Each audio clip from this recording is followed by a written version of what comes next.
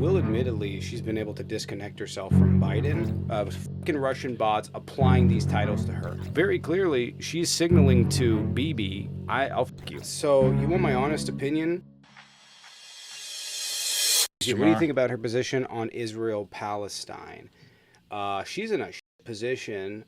I will admittedly she's been able to disconnect herself from Biden. So you want my honest opinion? Like, the lack of anger towards Kamala Harris, towards Israel-Palestine is exactly why I stated that there were Russian bots. People argued with me about this. People argued with me like crazy about this. The reason that people hated Biden but not her when it came to Israel-Palestine is because of Russian bots. Period. That's why there was that anger. Ostensibly, they have the same exact record. They were in the same exact rooms.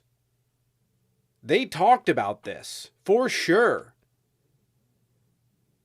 Regardless of her stance. Ostensibly, they had the same exact thing. They're in the same boat. But that anger has not carried over to Kamala. Why? Because Russian bots never applied her name.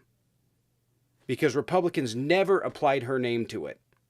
That's why fucking leftists were able to disconnect from that.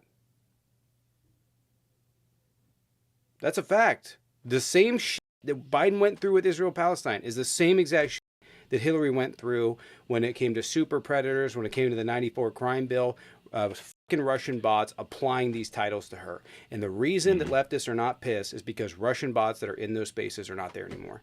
That's why. And I talked about it for a long time. I will say, Joe Stein supporters. That's all. Yeah. I've tried to make this point clear, crystal clear for a number of years now. That's it. You get people angry, you apply a name to a situation, make them responsible. Doesn't matter what they do in any situation. Doesn't matter the intricacies. Doesn't matter the nuances. Doesn't matter the amount of players. Doesn't matter who's involved. They're responsible. Kamala's not, right? Like, there's anger directed towards the DNC very clearly, but the anger of the people that were leaving, and I've watched it from even my friends who are like, oh, and they've just disconnected from it. They've disconnected her from the Israel-Palestine conflict. As far as where she's at with it, I don't know what she said in her speech last night because I haven't listened to it. And I'm planning on doing that today. I had a number of calls to make. It was a bit chaotic, both last night and tonight, trying to get all the channel stuff done. But her position was friendly. I mean, she's doing the politician thing, right? She was friendly with Netanyahu.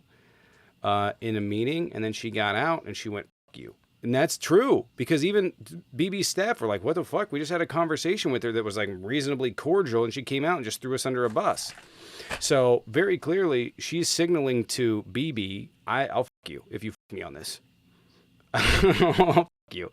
And, but yeah, she's taking a harsher stance. She's trying to resolve it, but at least the public perception of it is that she's going after BB.